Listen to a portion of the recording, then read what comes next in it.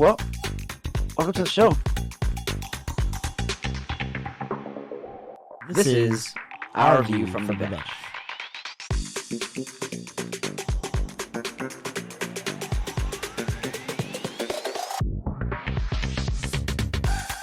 Well, welcome to the show. I'm Brandon, snack legend for my nephew's ASO team. And I'm Corey, cleat cleaner for the freshman soccer team. And happy Tuesday, man. Happy Tuesday. It's not Monday like we said we were going to do, but we are here. It's okay. Yes, things happen. That thing was, I had to go to Disneyland because we had some pretty exclusive reservations that I had to make, basically. So yeah, it was a good time. So apologies, but we are here today. All good. How was your weekend and your the rest of your Thanksgiving weekend? Good. Got through the rest of work, which was long, but made it through and survived. Actually had a Sunday off to just lay in bed and watch football for a change, which I haven't done, and I'm probably all season for real. You have to do something on a Sunday afternoon or evening. But yeah, just kind of chilled this weekend actually for a change, and it's gonna slow down much less hectic this month for December for me, at least for work. There's some games, but I think only one concert, so nothing crazy right now. But how was your weekend? Pretty good, man. I mean, I had, what was it, Wednesday through Sunday off. So it was a nice, kind of 5 days solid of no work or no worrying about anything. Luckily, I mean, it's nice when a couple of those days, I mean, I know maybe only one was a holiday, but it's nice when one's a holiday and then the weekends. Because when you have those days off, you're not really missing much from work, especially like office style work.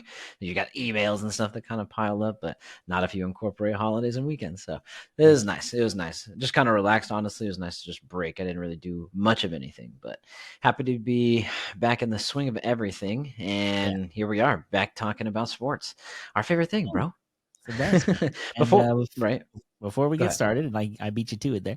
If you're not already following us or subscribing to us here on YouTube, please do so. Or if you are listening to us on Apple or Spotify, make sure you follow or like us on there as well, so you can get updated when the newest episodes come out. Since, as we like what you see, also is all over. Hit that like button. We got Monday Night Football started. This was yesterday. Obviously, now it was 12-10. Bears Vikings. What a boring game. So bad. I was at work when this game started and I kept like, oh, cool. They both aren't very good, but it should be hopefully a good matchup. And then I look up. Battle of Bad could end up being a good game, right? Yeah, exactly. And they're division opponents. No. I figure, they know each other well. It'll be kind of rivalry game almost. But man, what a snooze fest. I mean, the only thing that came out of it for me is fantasy wise is I had Addison and the guy I was playing had Josh Dobbs. So I figured, okay, well, I'm up 40. So unless he goes off and doesn't throw it to Addison, I should be good. And then I checked the score on the game and I looked at fantasy. I was like, that guy has -2 points. So I'm good. Oh my gosh. Yeah. I mean, and I remember he sat Josh Allen, right? Yeah, that really he probably would have beat me if he played Josh Allen, to be honest with you. So I think Josh Allen had like 40 points. Yeah. The only thing I can think of is for some reason he thought, oh, the Eagles defense is good and he won't be able to score enough on the road in Philly. Right. Man, was he wrong. And thank you for me, which you got a matchup this weekend now too. Oh, are we, dude? Are we, Matt? Dude, I've barely been scraping by, winning and losing every other game. Yesterday, I played Laffy, who's in last place. I think I won by 3 points, bro. I'm like struggling. Honestly, a lot of my best players have been hurt. I drafted Justin Jefferson first this year. Yeah. He's been out for 6 straight weeks. It's just been pretty bad. So I had James Conner that I drafted. Oh, man. Yeah.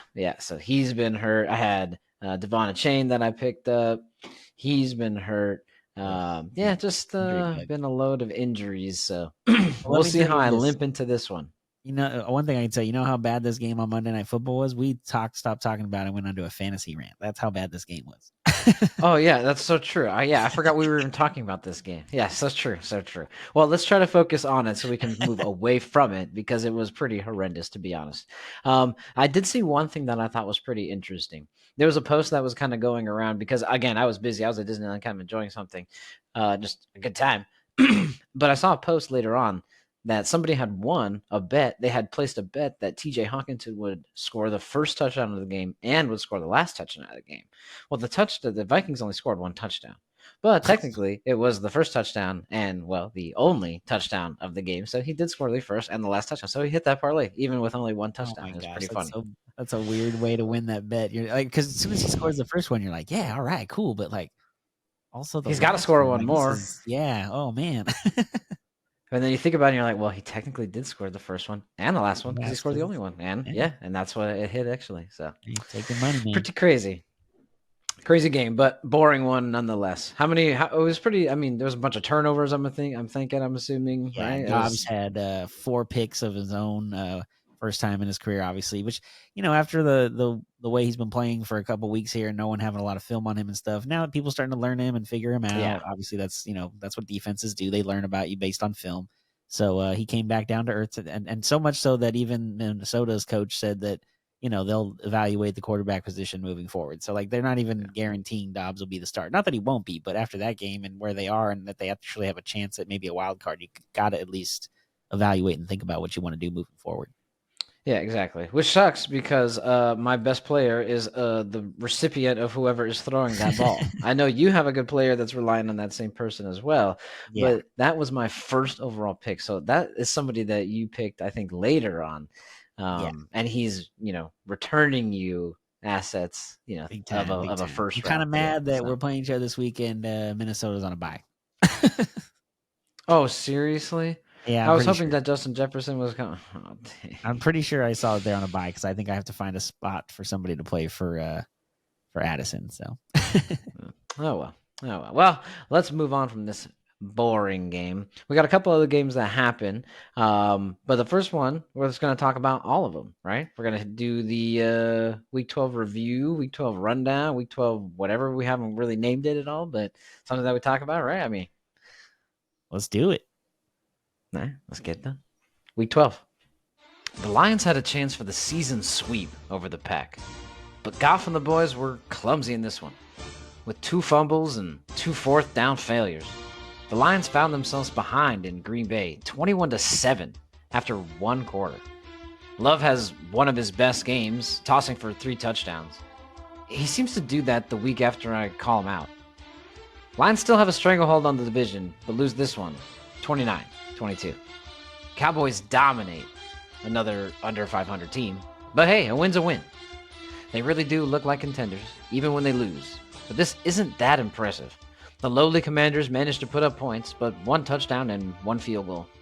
Dak does work yet again, posting over 300 yards and 4 touchdowns. What turkey must have tasted sweet with a side of victory. Cowboys win on Turkey Day, 45-10. I guess San Fran just took a mid-season vacation, because after that 3-week losing streak, they have been on a tear. After a huge win over the Jags, they win at home against the Bucs and in Seattle this week. Now, they head to Philly and are favored to beat the Eagles. If they can keep it close the next few weeks, they play again on December 10th. Niners win 31-13. Miami. The first Black Friday football game. Amazon really wants you to stay home, huh? For the first time in NFL history, the game was played the day after Thanksgiving. Black Friday. Jets hosted the Dolphins for a midday game. Dolphins did what they do to all low-hanging fruit, feast. Mostert carried the load in this one as the Jets DBs picked off Tua twice. Raheem scores twice as the Dolphins hold the 2-game advantage in the East. Win this one, 34-13. This is looking like Brady's last year in the NFC South. The leader of the division after this game has both teams now tied at 5-6. The Falcons hosted the Saints on Sunday, and it was a battle all right, just not a great one. Both quarterbacks combined for 1 touchdown and 3 interceptions, as Bijan Robinson finally seems to be getting back to form.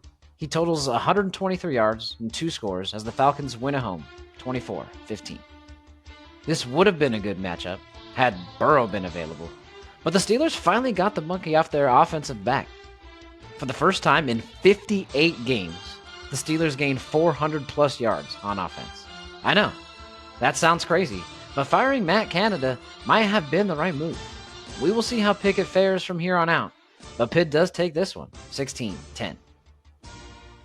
With the news that broke Monday, we understand why the Panthers keep struggling to make anything happen. Carolina's moving on from head coach Frank Reich after just 11 games. Bryce Young has shown he can play and do so at a high level. The Panthers just need to surround him with something. King Henry scores both touchdowns as the Titans win at home. I know someone who isn't too happy about it. Titans win 17-10. Gardner Minshew is really doing work in Indy. With Anthony Richardson out for the year, he has taken full advantage of his opportunity. With this win, they take the final spot in the AFC playoff picture and are just now getting Jonathan Taylor back to full speed. A dangerous team fighting for a first-round upset. Bucks and Mayfield keep it close, but a sack fumble with about 90 seconds left sealed the deal for the Colts. Indy wins 27-20. Patriots have become the first team in the NFL to lose back-to-back games while allowing 10 or fewer points. How, you ask? Well, their offense was only able to muster up 6 and 7 points respectively. Pats currently sit at 2-9 with the third pick in this year's upcoming draft. Giants and Tommy DeVito keep it rolling as he is now 2-2 as a starter for the Giants. New York beats Boston here, 10-7. A last-second field goal just inches short is what saved the Jags from possibly losing to the Texans again this season. CJ Stroud and Trevor Lawrence kept this game tight the whole time. Stroud stays mistake-free again while tossing 2 touchdowns as he solidifies himself as this year's best drafted quarterback. Texans had a shot at the last second from 58 away, but it dinked off the crossbar. Jags hold on, 24-21. The Broncos have the longest current win streak in the NFL. Yes, the Broncos. After a historically bad start, the Broncos have really turned it around, and against top competition. While the Browns' offense may be sputtering, their defense is still tops in the league. Russell Wilson throws for a touchdown and runs one in, as the Browns look to have lost Myles Garrett with a shoulder injury for a game at least. They lose this game also. Broncos take it, 29-12. This game started closer than it ended, as the Rams do what they always do to the Cards, beat the crap out of them. McVay seems to enjoy it, even when his friend Cliff isn't there anymore. Cards sit at the number 2 pick in the draft, and I hope they keep going. Kyron Williams makes his presence known, returning from injury recently. Accounts for 204 yards and 2 touchdowns. Rams cruise in this one, 37-14. Antonio Pierce is coming down from the high of taking over, and as the tougher part of the schedule sets in. The Raiders kept the game interesting as Josh Jacobs rattled off a 63-yard touchdown run. But Mahomes did what Mahomes does best, beat the AFC West. The Chiefs end up making light work of them in the end, as Rice and Pacheco go off. Chiefs win in Vegas, 31-17. This was definitely the game of the week, both in preview and review.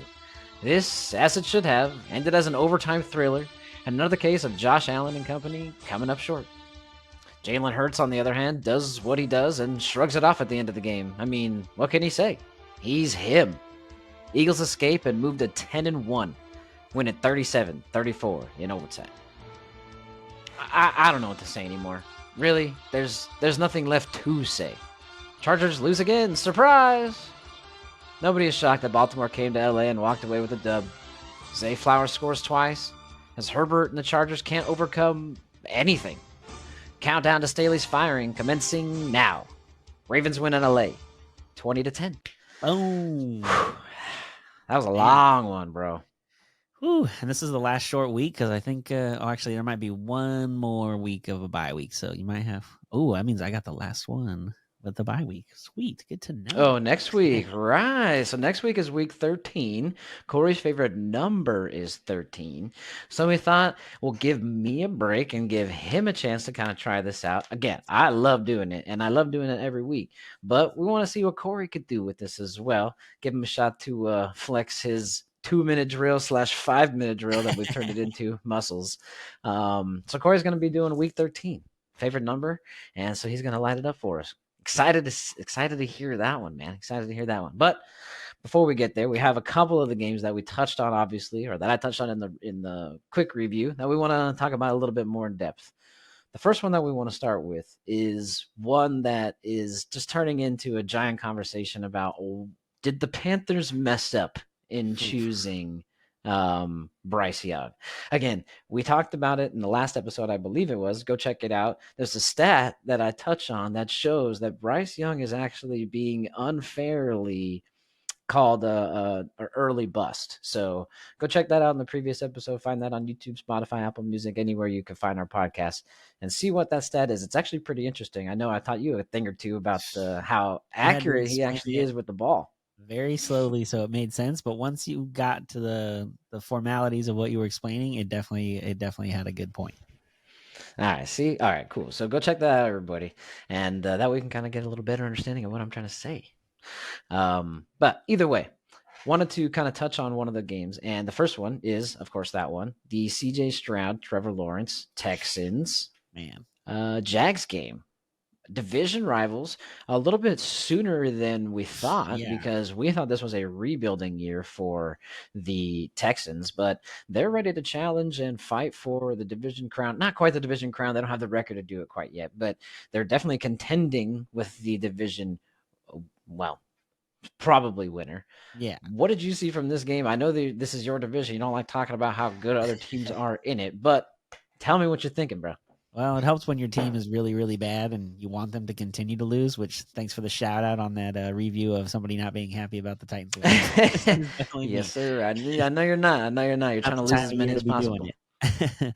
Hmm. But yeah, AFC Southwise, like we've talked about Stroud a couple times now, that he's just way better than everybody I think had anticipated. The Texans are way ahead of schedule on this rebuild. They were probably supposed to be a 2 or 3 year project, and now here they are right in the thick of the wild card chase. Now, you mentioned they had beaten Jacksonville already down in Jacksonville. And, if they would have won yesterday, they would have been one game back still, but they would have had that tiebreaker if it came down to it. So now you kind of lose that. You're 2 games back. But like you said, they're still in the thick of it. I just, nobody else expected them to be here but at this point. But like we talked about when we did our season preview before we started, that there's always, 4 new teams in the playoffs from the previous Yeah, season. I think it was So that 3 or 4. It was three 3 or or four. 4. One of them. Yeah.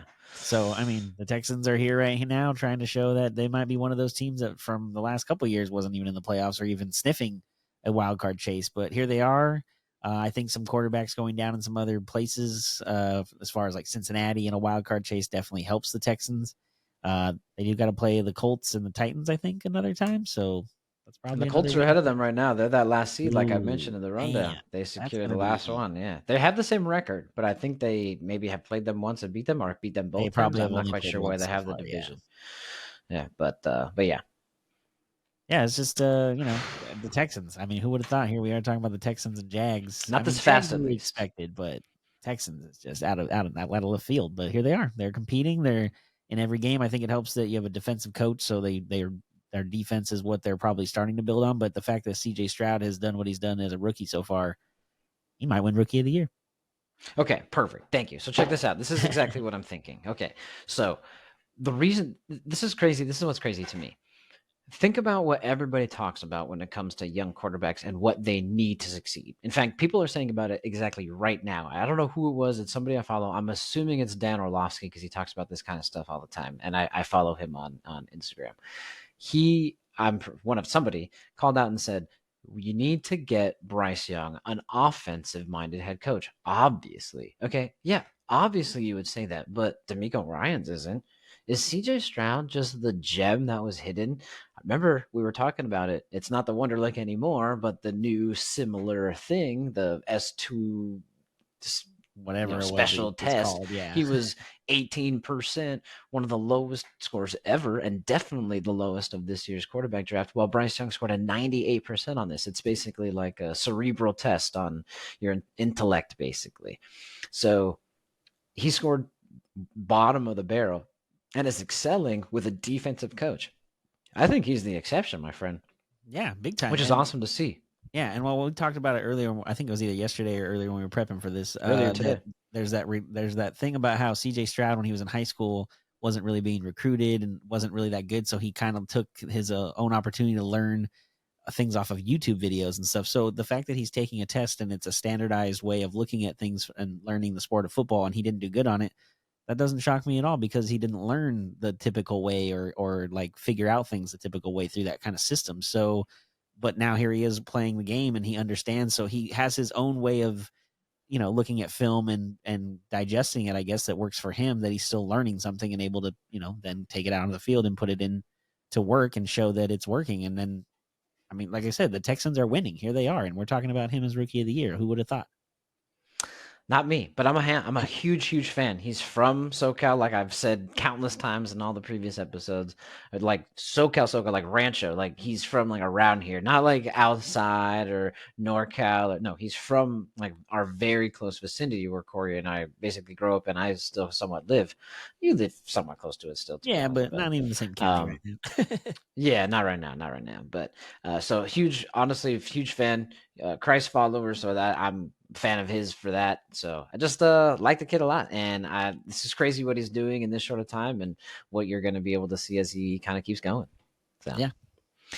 somebody who's already in that next stage, or a couple people who are in that kind of second tier or second level of their is Josh Allen and Jalen Hurts. Trevor Lawrence and CJ Stroud a little younger. Yep. These guys have been in the league a couple times, been to a couple AFC and NFC championships, a Super Bowl. Well, for one of them. It's a great game this past Sunday. This was Ooh. the night game, right? Yeah. And actually, Yeah. I think it was this, was it the Sunday night or Sunday afternoon game? I think it was like the late Fox game for some reason. Oh, okay. It just ended because it was cold and on the East Coast at nighttime. Yeah, gotcha. Yeah, because Ravens Chargers was the Sunday night game. So yeah. Yeah, it was night for us. It's Yeah. daytime for us. Yeah, night for them is 4:00 till 7. Sorry, But yeah, the Eagle. I mean, it was raining like crazy off and on throughout that game. It was muddy. You could see the Bills players in their white jerseys were covered in it. So it was definitely a messy game, sloppy. But the fact that they scored as many points as they did, Allen had a great game. Hurts had 5 touchdowns combined between running and throwing. So an amazing game for and him. that last game winner, oh bro, he was running all the way, and there was no stopping him. There was people in the way, but the amount of speed he had and the momentum he had, like just charging toward that goal line, he was scoring. Yeah, and then not only that, the fact that they went to overtime and the Bills got the ball first, went down, got a field goal, and then the Eagles drove all the way down. So they basically played an entire overtime on top of a normal game in that kind of weather and that kind of between two really good battle-tested teams, or at least playoff contesting teams for sure, as far as Buffalo goes. I mean, just what a game to watch. And the fact that Allen 0-6 in his career in overtime now. But a couple of those is not, I can't really blame him. I mean, he's driven down the field, gotten the team a field goal position and gotten the score. It just the defense doesn't allow anything after that. So it's not necessarily his fault he's 0-6, but I know that's always going to be a thing. And you've talked about him multiple times being about Jay Cutler kind of style. This kind of goes in hand with that theory. Yeah, sometimes, I mean, a lot of times it was Jay Cutler's fault. A lot of times recently it actually hasn't been Josh Allen's fault. Yeah. But it just seems to be around like a losing mentality. I mean, it even seems that Stephon Diggs was frustrated with him in ways I didn't see Stephon Diggs frustrated with Kirk Cousins. You know what I'm saying? And that's not even a knock at Kirk Cousins. I really like Kirk Cousins. I think he's a good quarterback. I'm just saying a lot of people give him shit, is what I mean, as like some, Joe Schmo average run of the mill quarterback, when Kirk Cousins, in my opinion, is probably like at least a top 10 quarterback in the NFL. Believe it, in my opinion, he could be 10. That's fine. I'm sure there's a bunch of people in front of him, but I think he's good. I think he's better than people give him credit for. So either way, it's a good game. Yeah, the team I wanted to win won. I know Art's happy. Shout out to Art. Got that dub, dude. They look good, bro. They look good. But I think not only do they look good next week.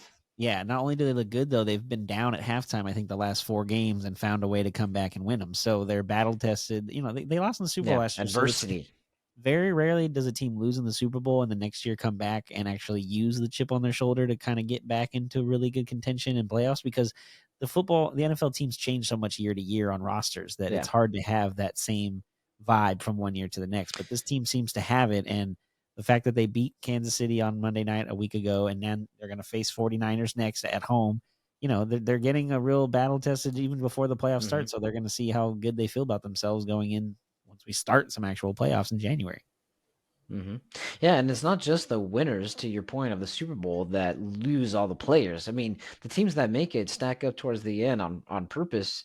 They have a lot of rosters, both the loser and the winner, where a lot of people it's their expiring contract or can't afford to bring it back at that price or whatever the case may be. So, yeah, and they are, by record, the best team in the NFL right now. Now, like we just said, they're not necessarily favored somehow this next week at home.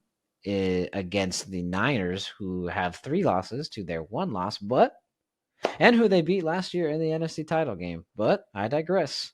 You They also are, I think it have was -3 for the but you also have the Niners. Niners coming off of a Thanksgiving game, so they've had 3 extra days to rest and prepare. I'm sure that's got to be part of it. And again, Philly Okay. has, even though they've won the last 4, they have struggled to get going early. And if the Niners get an early lead and get that defense excited and rushing onto them early and get a big lead, then it might be hard to come back from. Even if they're in Philly, the Niners are very confident and feeling better about themselves right now than they were 4 weeks ago when they were on a 3-game losing streak. So it's just you got to be ready if you're Philly, and coming off of a big game, an emotional and long game like that in the rain, going to overtime this week. That's definitely going to be not in your favor. So they better be ready to go. The Niners are going to be coming back to Philly, just like they had to last year in the Yep. title game. The thing that I think is different is, well, it's not really different. It's kind of the same. And regardless of the injury, I still think that everything in the Shanahan offense is predicated on the run and establishing the run and then the play action, right? Yep. Now, that's no knock on Brock Purdy. I'm not saying he can't be just a sit back in the pocket and everybody run, Hail Mary down the field and hit Chuck it. I'm not saying he can't do that. He's grading as extremely underrated, to be honest with you. But um, that's not how their offense works. The one thing that Philly's good at is the run. Their pass defense is where they're susceptible, even with the addition of Kevin Byard. Now, I'm sure it shored up the defensive back position, somewhat, but they're still, grading towards the bottom of the league in pass defense. Their run defense and overall defense is top notch, but their pass defense is bad. So if they can really stuff the Niners at the line, Christian McCaffrey start getting loose, no random sweeps from Deebo Samuel, no quick little outs to, Ayuk for screens. If they can stuff people at the line, Purdy's going to have a hard time finding time, right, to even find anybody downfield. I'm sure Shanahan's got a plan, but yeah, I don't know. I don't even know why. I don't know. That we weren't even supposed to be talking about this game, but it's just going to be so interesting, to Yeah. preview. We're going to talk about that later this week for sure, because it's definitely going to be an interesting game to talk about. But those are, I guess, our initial thoughts, right? Yeah, exactly. And the last game we want to go into is that Sunday night game, because it's just the Chargers, man. It's always just man, and the fact that they even lost by 10 on Sunday to the Ravens is amazing, because the fact, I mean, they had 4 turnovers. So So if you're the bad, dude. Ravens and you force 4 turnover, you should win the game by 2 or 3 touchdowns at least, maybe Yeah. even more, the way their offense has been playing the last couple weeks. But they struggled against the Chargers defense even. So just a back and forth low score. I mean, even Justin Tucker missed a field goal under 45 yards. What is happening? Yeah, that's nuts, bro. He actually has now become the second most accurate kicker in NFL history because of that miss and because, well, with a minimum of 100 attempts. Young Ho Koo has now moved into first place. He's at exactly 90%. Justin Tucker says at 89.9. Ooh, yikes. Yeah, Well, but you Justin play Tucker has a long lot more enough. kicks than him. Yeah. Well, yeah, but you play long enough too. Eventually, you're going to get old and miss some kicks occasionally. Like, you're not going to be perfect. That dude's insane, bro. It was weird that he Anyways. missed one. Like I said, they went up there for 44. I was like, okay, well, there's 3 more points on the board. And then they just, no, it went left. I mean, it wasn't like it was a really bad kick to the left, but it definitely slightly just missed it.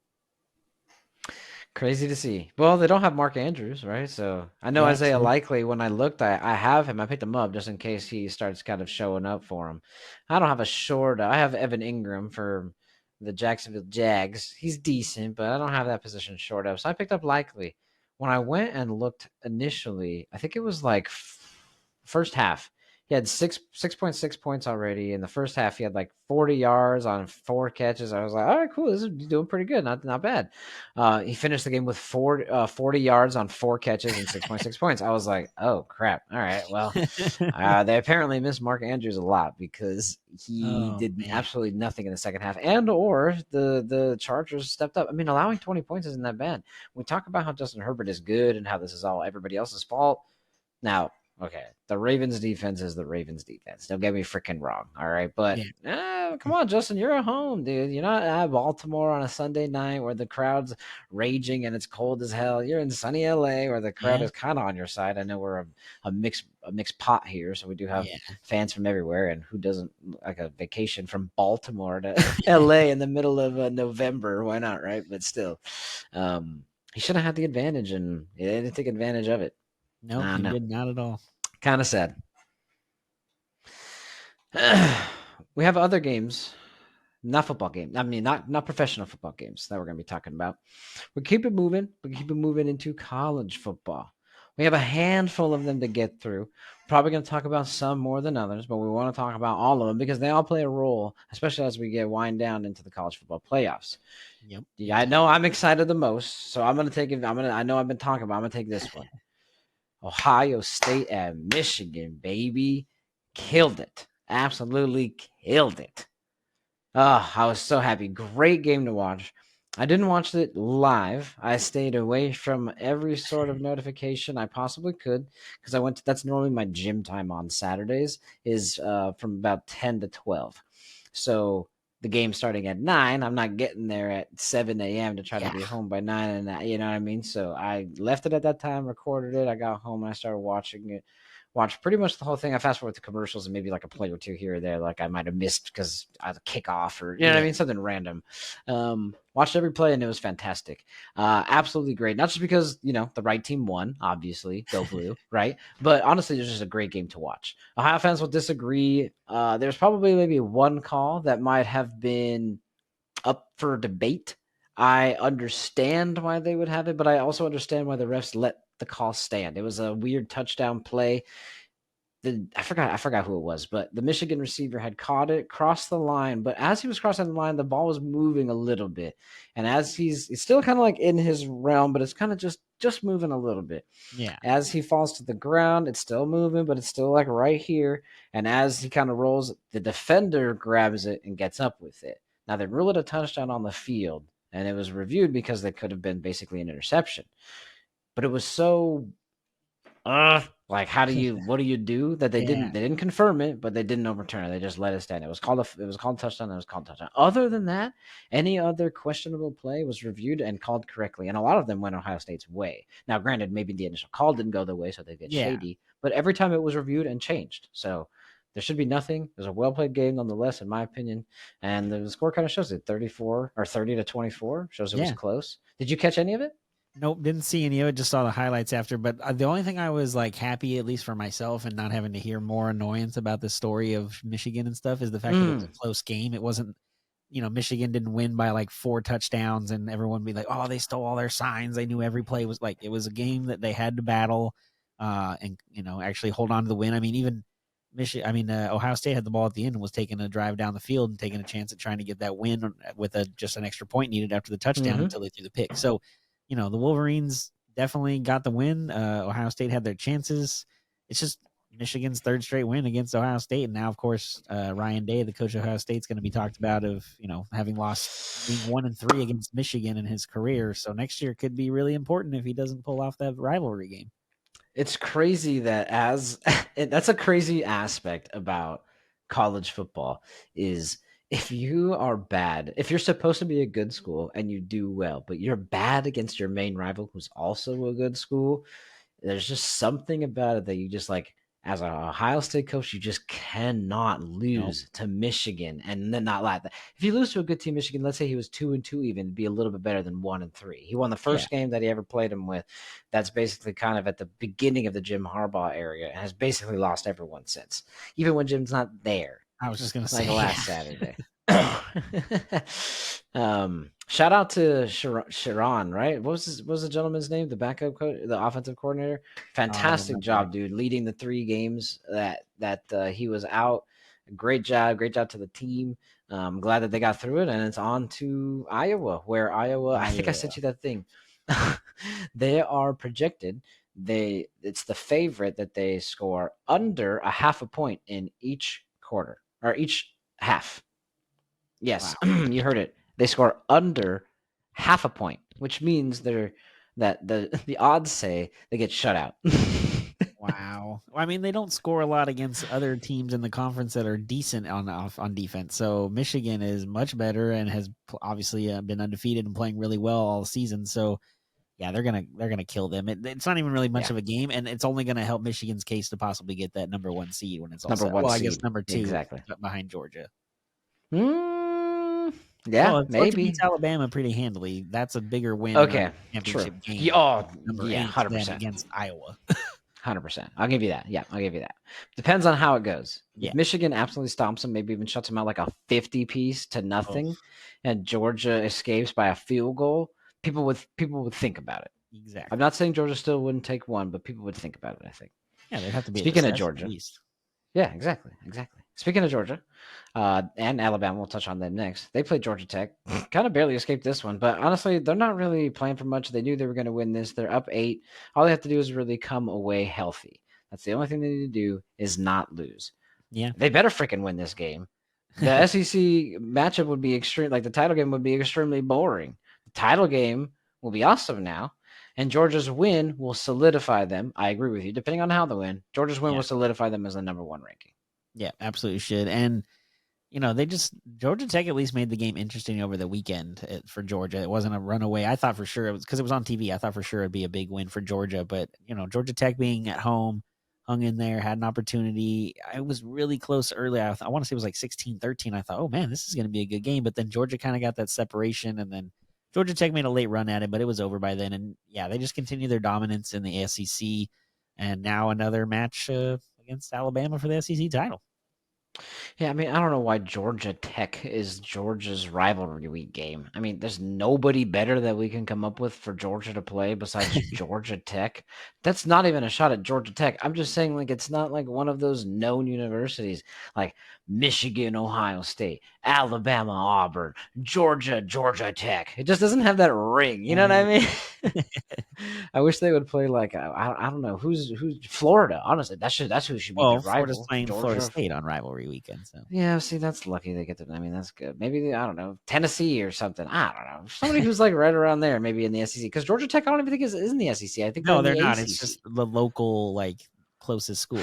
I don't know if there's a Stupid. Georgia State in the FCS, so or FBS, so that probably might be part of it too. Yeah, whatever. Stupid.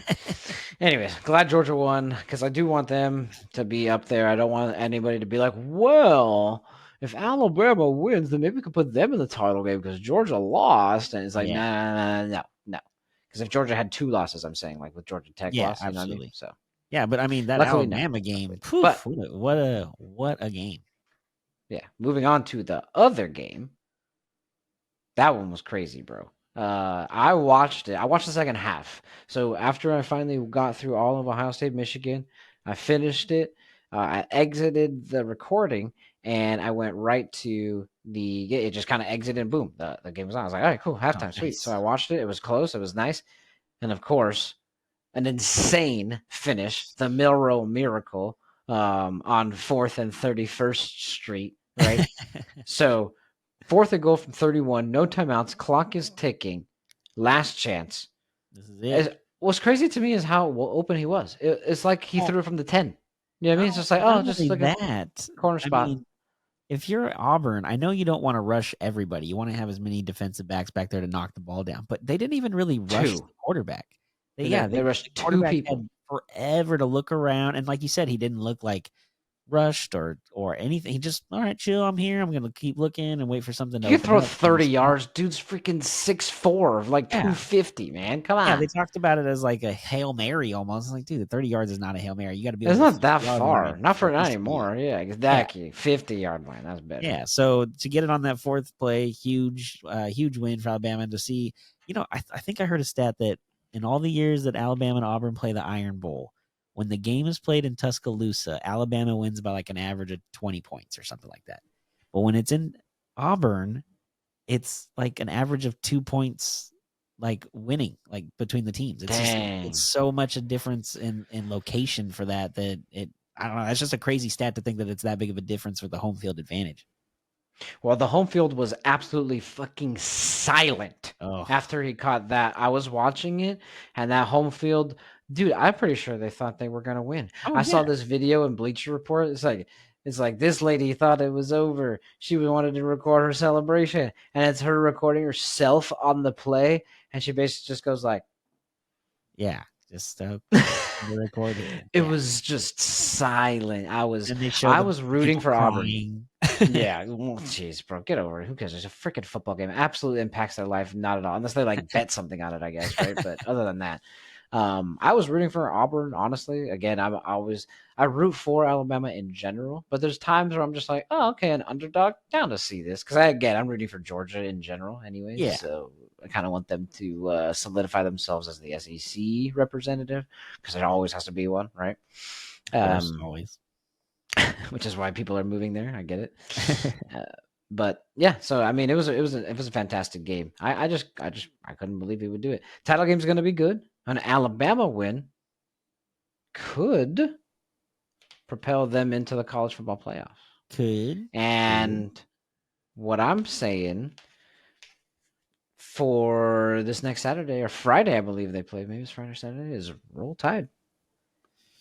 I don't know, man. It's going to be a really good game. I think Georgia, just the fact that they've been on such a run the last couple of years, has at least a little bit on their side. But and also the championship game's played in Atlanta, so it's basically a home game for Georgia. It's literally a home game. Yeah, that's true. That's true. I'm not saying they're gonna win. I'm just saying that's who I'm rooting for. Yeah, I think Saban can pull it off. That thing kind of sold me. Jalen Milroe does not give up. He might make a mistake here or there, but he does not quit. Did you see him coming off the field, bro? He was so high. I don't blame him, dude. 4th and 31. Hello. Yeah, you're going out there like, this is it, man. It's all on you. There's nothing we can do, because if you run, you're not going to make it 30 yards. He's getting tackled defensive backs at the end zone area, so you got to throw the ball to get something. And wow, like you said, what a stripe to like right on the dot to that guy, and the fact that he's able to get, I think, even 2 feet down, but in college you only need 1. So yeah, he got 2. Yeah, you're right. He did. He got both feet down, and like you said, even though it didn't matter. But anyways, as he was running off the field, Jalen Milroe he was just basically so hyped. He was just screaming, "That's right! Give me the fucking Heisman! Give me the motherfucking Heisman!" You saw that? I was like, "Dang, man!" I don't think he earned the Heisman, to be honest. No, I was looking at the numbers, dude. Cool. They were talking about when I'm looking at the numbers, it's either I think Bo Nix, even though I'm rooting for Michael Penix, or I forgot his freaking name, but the kid from LSU. Dude, that guy and the receiver actually has way better stats than Marvin Harrison Jr. Now, I think that's because the receiver from LSU has a Heisman level quarterback, and Marvin Harrison Jr. doesn't. I believe that if the places were switched, he would have elevated numbers. So I don't want to strictly stick to that, because I think the talent level is probably very similar, if not maybe Harrison maybe a little better. But this LSU quarterback, I forgot their names off the top of my head. Pretty good. Gotta watch out for him. Yeah, and you mentioned Penix and Bo Nix. The last couple games we want to go to before we get out of here on the college football stuff is Washington State and Washington. I mean, what a close game. Not expected. Well, I guess kind of expected. You got to think rivalry game every year. You play each other. You know each other pretty well. But it also didn't help that I feel like Washington's offense has struggled the last couple games. But that could also be the fact that they're playing a lot of games in the Pacific Northwest. You're at Washington, at Oregon. Washington, it's just a wet time of year up there, and makes football kind of hard to play, because they were scoring a ton of points early on, and the last few games they definitely have not. Yeah, true. Yeah, that's very true. I didn't even think about that.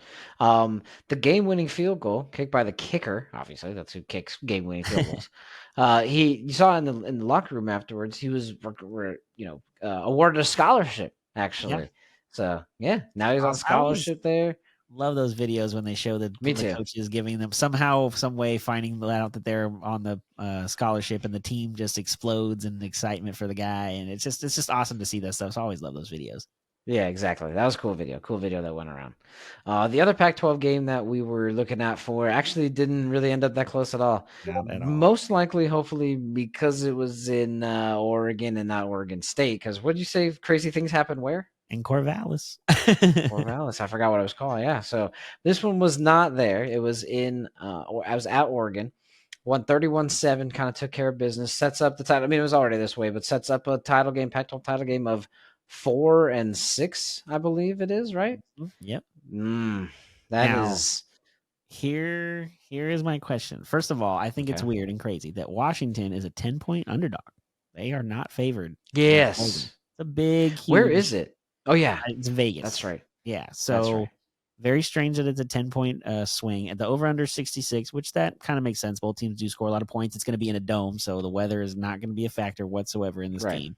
Hot, cold, or indifferent, rainy. Yep. Yeah, it's not going to matter. But I just, oh man, I don't know if I'm Oregon. Like, okay, let's just play this all out in my head the way I was thinking of why it would make it crazy for the college football playoff stuff. If Georgia takes care of Alabama, no questions, Georgia's going to get the number one. Cool. If Yes. Michigan takes care of Iowa, like we expect, they'll get the number two. No problems there. Yes.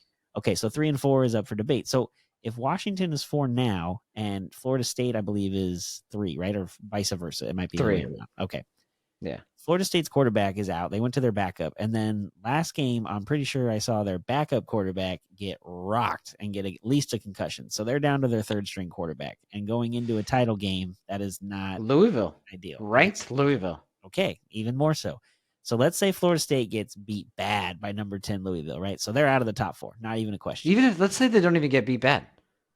Well, it's Right? 10. Like, 10 what if points they or more. just, let's say 10. Is that bad? Is that what you Yeah, mean? okay. 10 or more. That's Okay. exactly where I was going. So they lose by 10 or more points.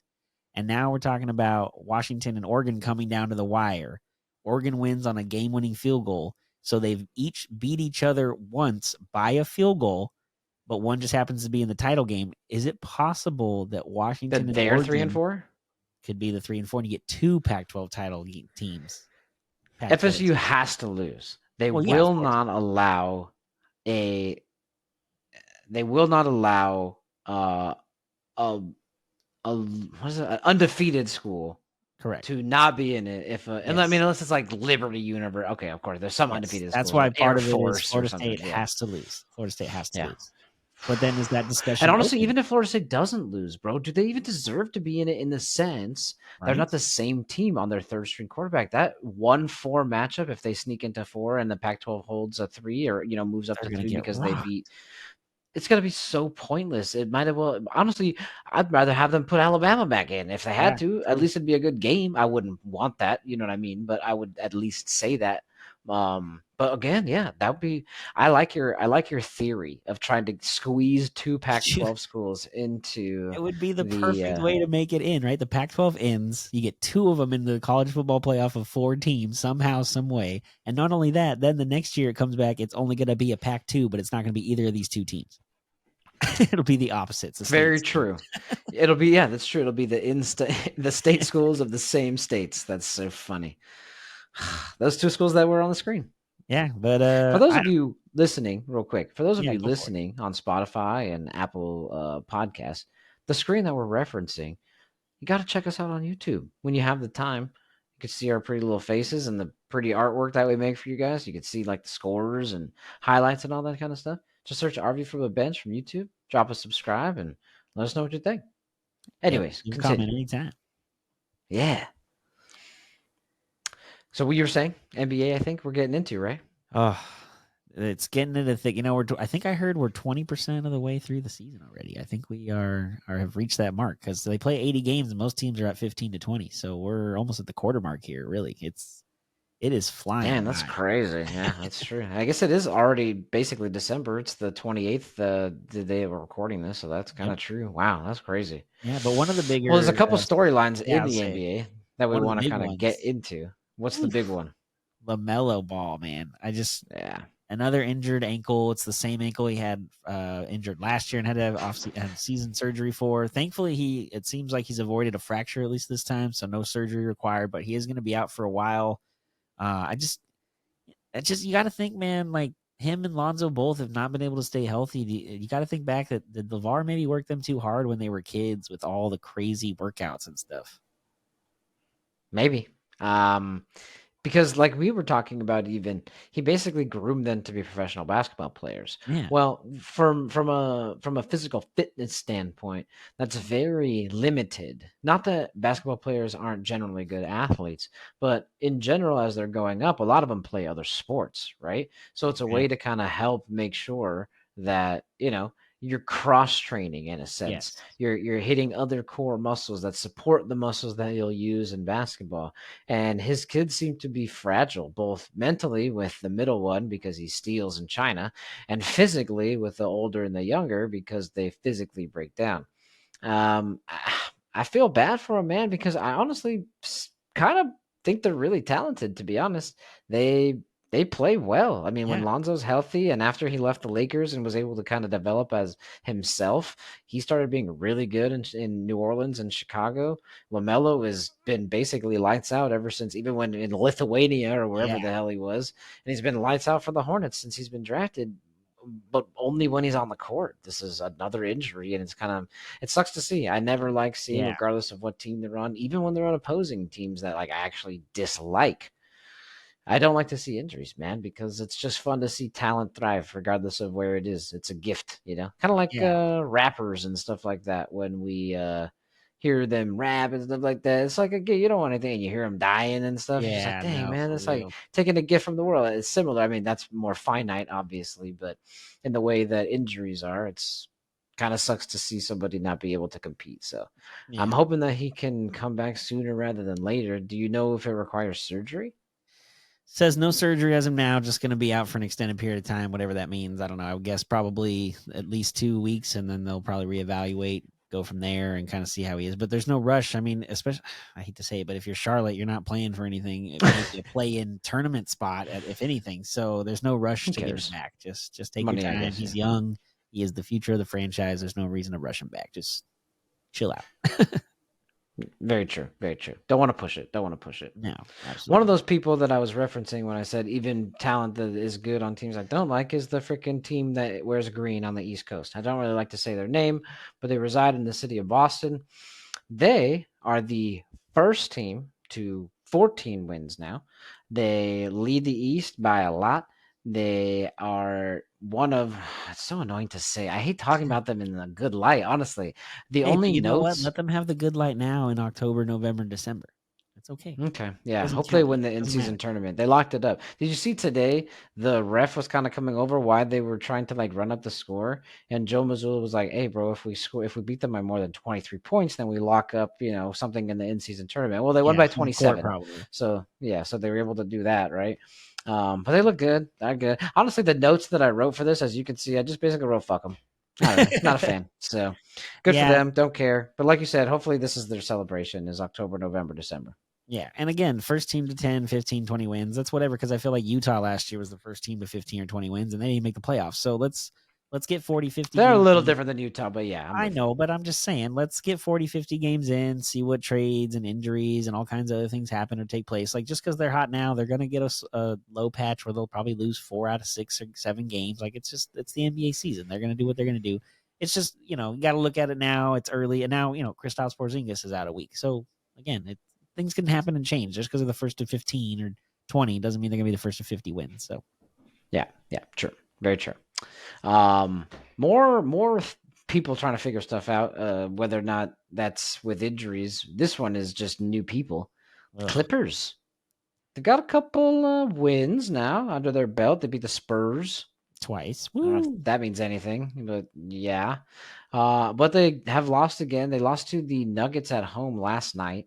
Not only They, that, did they lose to the yeah, Nuggets in LA. There was no Jokic, no Murray, and no Gordon. no Aaron Gordon. Still lost. Yeah. It's not good. Yeah. Now, the crazy part is I was talking to somebody at the office, James. Shout out James. I don't know if you watch it, but if you do, hey, shout out to James. I was talking to somebody at the office today. He was asking because there's a couple of Clipper fans at the office too. Like, which one's worse, losing to Denver without all their starters, or the Lakers losing by 44 in Philly? I was like, honestly, the Nuggets freaking just won the championship. I get Yeah. it, but you guys are still figuring it out. We lost by 40 freaking 4 points. I was like, that's embarrassing, bro. That's LeBron's worst loss of entire career. Yep. I was like, that one takes the cake for the day. Now, the Clippers are obviously the most embarrassing franchise, but for Oh, the day, that was the more embarrassing game. well, I'll take So the I don't want to rant on embarrassing them day. too bad, but they are they're not doing that great. They've won a couple, like you said, against the Spurs. Not great competition. I think they've won one more, but I can't think of who it's again. Oh, the Rockets. They beat the Rockets. That's their first win with Harden a couple days Yeah, it ago, was against or a that week was ago and or that was so. they won at a 4-point play at the end. It was I think a tie game, and Harden, they Harden hit made a it. three and got a foul and made four, and then that was it. But it not only have they kind of Yep. figured things Yep. out and won a But few games, but since Russ has gone to the bench, his minutes have gone down dramatically. Every time they play, I try to look at the box score when it's over just to see what his minutes are, and I don't think it's gone over 23 or 24 once. And there was one of them where it was like 17 for the whole game. Like Russ, it's somebody was way 13 the other day. He had 13 the other day. yeah, well, it's not good. And I feel like after a while, if they don't put on a winning streak or really get things rolling in the right direction, it's really going to get nasty in that locker room because then Russ is gonna be like, well, why am I not playing if we're not winning then? We were winning when I was playing before James got here. Does James need to go to the bench? And then that creates a whole nother thing. But the craziest part Is he about it is wrong? no, I don't think he's wrong at all. Actually, I think James Exactly. should That's come crazy. off the bench because it makes more sense to let Russ be a more typical point guard or old school fashion for Kawhi and Paul, and then let Harden run the second unit and do his thing as far as running the You mean be his dribbling the system? ball. Have Yeah, the second unit be James Harden's system? it'll be the second system that they run.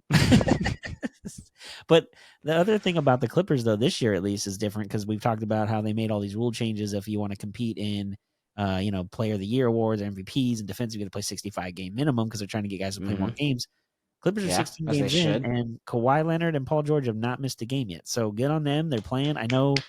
I was listening earlier today to I think ESPN LA and Ramona Shelburne mentioned that Kawhi Leonard is not great on the back to backs this year so far because he hasn't played back to backs in such a long time. So he is Yeah. struggling. Well, His A for shooting is effort, bro. down on his shooting is down on the second night of back to backs compared to the first. But like I think her saying is the more minutes you play, the more minutes you play. Because instead of sitting all the time and possibly kind of stopping and starting and the more you play, you kind of keep your body in rhythm. Hopefully your muscles in rhythm, and then there's less likely to have some more injuries, or at least that's like the thought process behind it. And so Makes far, so sense. good for Kawhi and PG, and we'll see what happens. To me, that makes sense, right? Like even for us, now granted, we're not professional athletes, but the same principles still apply, I feel like, to the human body, right? When Yeah, we work out daily, our body gets used to working out daily. When we go and sit and then we go try to run or something, we're like, oh, damn, that kind of hurt a little bit, you yeah, know? Like it's the whole body in motion stays in motion, body at rest stays at rest kind of thing. So yep. I think it's smarter. I don't think they need to play every minute of every game, but I think they should play every game. I'm not saying not 82, but 65, man. 17 games is a lot of games. It's That's a a lot of lot games of left. games. That's almost a quarter of a season, you know? So Yeah, you're right. I It's don't know. weird. Right? I mean, 20 games is a Yeah, quarter, basically yeah, 20.25 or 20.5, whatever it is. Yeah. yeah. You're right, man. So 17, you're only 3.5 games shy of a quarter of a season. That's not bad. I mean, that's Well, not good. no, it's not. And you mentioned Lakers lost terribly bad on Monday to the Sixers, but they did win in Cleveland on Ugh. Saturday. LeBron did win again in Yeah, Cleveland.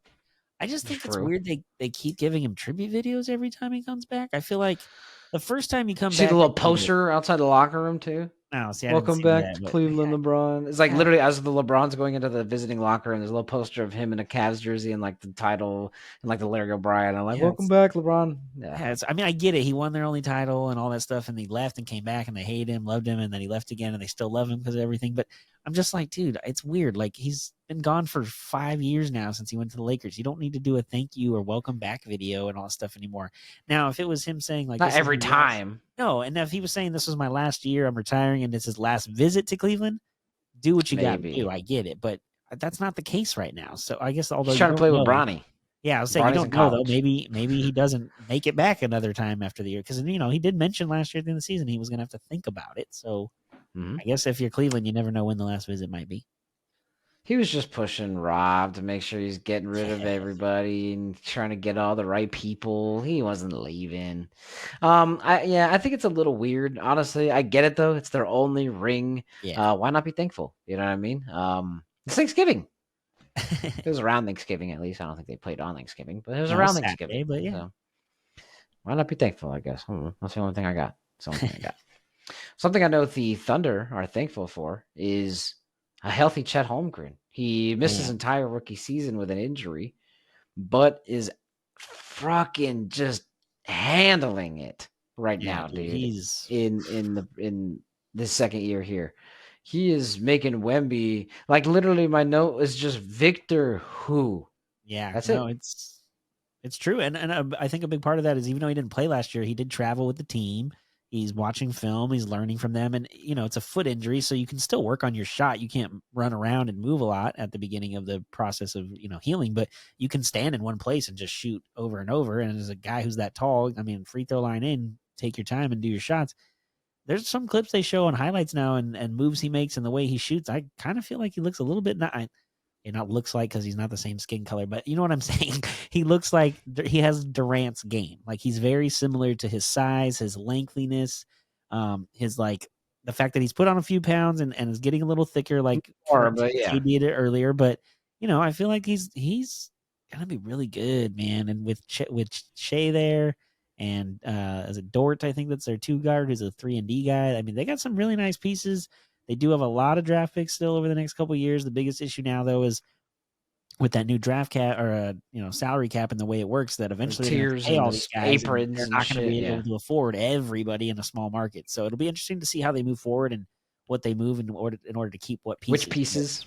But, yeah, it's going to be an interesting thing to watch as far as like a chessboard move for them. I like it, man. I think getting back to the chat real quick, I think he said during his injured season that when he comes back this season, he wants to be in the 50, 40, 90 club. Well, he's actually at that now for a 7-foot skinny guy, 50% from the field, 40% from behind the arc, 90% from behind the free throw line. So Dang. dude can shoot. Like you were saying, he had all offseason to just stand around, just make shots from different spots. And he definitely put it to use. 50, 40, 90, man. 50, 40, 90, killing it. That's a hard club to be in, dude, especially for a guy his height. I was going to say, usually those guys are some smaller dudes. Steve Nash. Guards, mostly. Yeah, exactly. That's a Curry. Yeah, exactly. Wow. Dang. Okay. Well, yeah, that's some good numbers then. Keep it up. Like I said, Oklahoma City's got some positive things coming their way, I think. Good for him. Good for him. Other numbers, record-setting numbers, huge freaking numbers. Kind of caught me by surprise, though, when I heard this news. Was it today or the other day?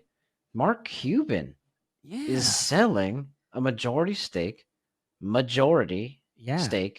minority, of the Dallas Mavericks, actually, to the Adelson family.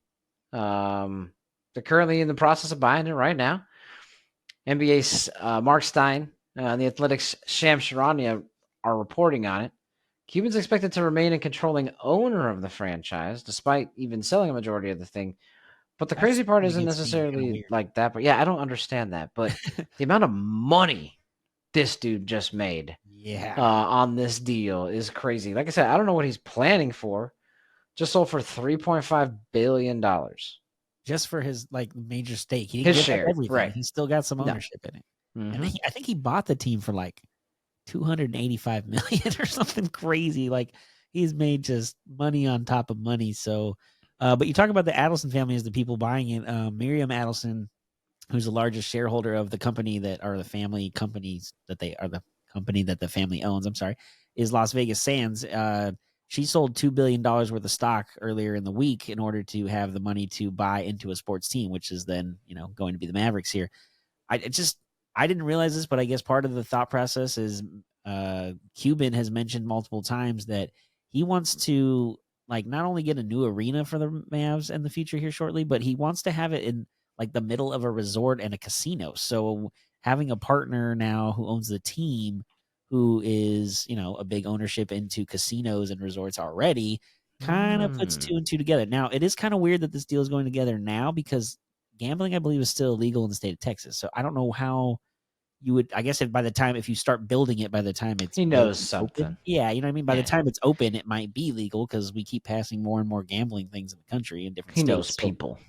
I mean, can you imagine an NBA stadium surrounded by like a resort and a casino? I mean, Vegas is the closest thing it could be when they get a team, but man, to be just basically within one. I mean, I know the Ducks are building OC Vibe, but there's no casinos that are going to be a part of that, so it's a little different in that ring. But I guess the Mets are building that stadium or that casino near their stadium, so maybe they'll be the second or third team to do it. Well, if the Ducks' land was on an Indian reservation, you could incorporate a casino into OC Live. But yeah, I mean, I guess it's going to be something similar like that, huh? OC Vibe, LA Live. Oh, Vibe. Sorry. Yeah, stupid LA Live. Fuck LA Live. I meant Vibe. OC Vibe. Sorry, OC Vibe. Woo! Shout out. But yeah, no, I mean, but yeah, that sounds like a freaking fantastic idea when you put it that way. But when to your point of it not being legal, I'm kind of curious as to what the plan is. Like I said, I guess maybe he just knows something that we don't know. Yeah.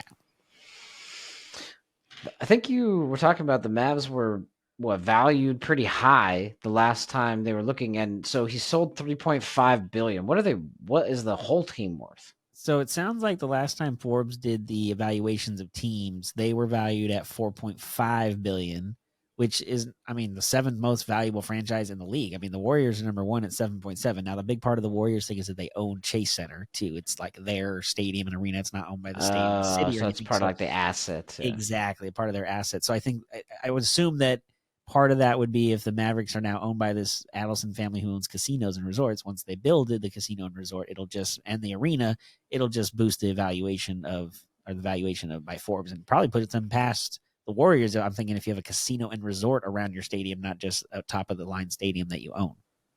True. So he sold 3.5. It's worth about 4.5. So let's just say he's got $1 billion worth of shares or ownership of this team, and he's turning it over to people who freaking pull money hand over fist. Exactly. I think that $1 billion valuation is going to be going up sometime soon. So might be a smart move, to be honest. The other with you. thing that Might be caught a my smart move. eye was the fact that he's still going to be like the majority as far as like making the day-to-day decisions. He did just announce that he's not doing Shark Tank anymore. So maybe his sole focus will be just the Mavericks, I guess, for a while moving forward. Nice. Well, that's good for him. That's probably why he took the cash and that, and he's just gonna. I mean, what else do you need with $3.5 billion? What? I don't know. Let's see. The first thing I would do is I have no freaking clue because I have no idea what that would ever feel like. $3.5 billion. My gosh, that's crazy. Yeah, that's green money. Somewhere where money is like that is Abu Dhabi. Actually, we are switching subjects now, getting out of basketball. Gonna wrap up the episode today with some Formula One. The season is over, and the last race kind of just happened this past weekend. Abu Dhabi finishes. Verstappen, yes, wins the race again. Wins the 19th race of the season. 19 races, dude. Okay, so check this out. There's 22 total races, and he won 19 of them. Jeez. Okay, 22. He only lost 3. Okay, and check this out. He came in second in Saudi Arabia, second in Azerbaijan. So of 21 of 22, he came in first or second place. God. And then he came in fifth at the Singapore race. This dude is just nuts. So on the screen for the YouTube audience that you can see, again, check us out on YouTube. Search Our View from the Bench. You can kind of see all this stuff. I'll run through a couple of the highlights here. I'm not going to read this entire list of the crazy accomplishments of just what Max Verstappen has done in 2023. So the first one right here is obviously going to be the most wins in the season with the 19, like we talked about. I did say he came in second place, the other one. So he has the most podiums because first, second, and third, obviously. He has 2 seconds with 21. Most points in the season, most laps led in the season, highest win percentage in the season. He goes on to have the biggest points gap between first and second, which second is his own teammate. At 290 points behind him. That's how good this guy is and how good Red Bull and that Honda are. Honda power, baby. Woo! My favorite stat on this long record that you have here of all these different records. The last one, please, right? Yes, most records made in a season. Dude has not. Oh, yeah. So I have this long list. That's what I was going to get to at the end was. And then after all of that, he has just the most records made in a season. And the one right above that, the most curses broken in this season. I don't really know what that means. I don't watch Formula One enough to know. If you do watch Formula One, let me know in the comments what he's talking about. I'd love to figure that out. Please teach me something. I'd like to know what that means. Most curses broken in the season. Let me know. Those numbers. But either way, dude, just dominance is insane. Abu Dhabi was a great race, put on a great show. They ran it fantastically. And yeah, he wins like he always does. Just another winner, bro. Excited already, man, for Formula One season next year. I didn't realize this season is what really kind of got me into it. I'm diving head in. We're going to talk about it more next season. I'll be a lot more involved than just a couple of races here or there that we kind of threw up here. Definitely want to talk about it a little more. I'm going to try to get you into cars a little bit too. Okay. Gas means go, brake means stop. I got it. I'm in. Yeah, it's a lot more than freaking driving than that. But yeah, 100% basically. That's about the extent of my car knowledge. We've talked about that. It's not my expertise. That is yours. Well, it's not Monday. So we're going to be skipping MILF Monday. But this was a good episode to me, man. We kind of covered a lot, went in depth with, dude, especially the NFL is getting really hot. College football is winding down to our college football playoffs is literally right around the corner. Just excited for some of this basketball season. Is like you said, quarter of the way through. We're getting there. Starting to see which teams are coming up. Starting to see the Lakers lose as they should by 44. That was fantastic, of course. Just an overall good episode. Yeah. Yeah, absolutely. And you remember, if you want to watch or listen to any of our our last episodes, you Previous. can find us on Spotify and Apple Podcasts and YouTube just by searching Our View from the Bench. Also, don't forget to follow us on Twitter and Instagram at OurViewFTB. How's the rest of your week looking, man? I know we're recording on Friday, right? Friday this week. Yeah, I got to work a Ducks game on Thursday, so not my normal. It's weird. They went on the road after our homestand. They come home for 2 games, Thursday, Saturday, and they go back on the road for like 10 or 12 days. I was like, I don't understand, but okay, sure. Got to mix it up a So little bit, man. yeah. So this week is much calmer for me. Basically just day shifts and then 1 or 2 games real quick. Yeah, nothing really going on this week. What about you? Same, just working out a little bit. Went to Disneyland yesterday, like I said. Might go tomorrow, but I haven't really thought about it yet. So again, not episode. The pass is kind of winding down a little bit. Might renew, not quite sure. But yeah, other than that, no, just regular old work and trying to get through. I'm just excited for the college football games this weekend. Not so much honestly, just really looking to see how Florida State handles being out their top 2 quarterbacks against Louisville. And then obviously the freaking Georgia Alabama game is going to be something to watch. So, Yeah. Well, not only you that, look at that Pac-12 title game is the Friday Pac 12 night. title game. Duh. Yeah. Friday Friday. night Oh, it's when we Friday record, night. we might have already seen who won, or we might be in the middle of that game by the time we start. So, Oh, bro, dude. Okay, so check this out. If we start recording before, you should do. I know you like to do it. You've always wanted to try to do it. You should try to do like a little radio call. Maybe we could try yeah, to we do can it definitely do together. that. And we could try to get on and try to do like a mini radio call for the last like 5 minutes of the game or something like that. Hopefully, Yeah, it's yeah. close to make it interesting. Yeah, actually, we should check and see what time the game starts and see if we can do that for sure. So, but definitely All right, check out sounds Friday's good. episode. We'll see how either we're reviewing the game after it just ended, or if we're doing some live play-by-play at the end of the game. Hopefully, it's a Yeah, good finish too. you got to tune in to figure out which one we're gonna pick. Yeah, but thank you all for joining us today, seeing things from RV from the bench. I'm Brendan, And I'm Corey. Like we always say, enjoy the sports until we talk again. peace.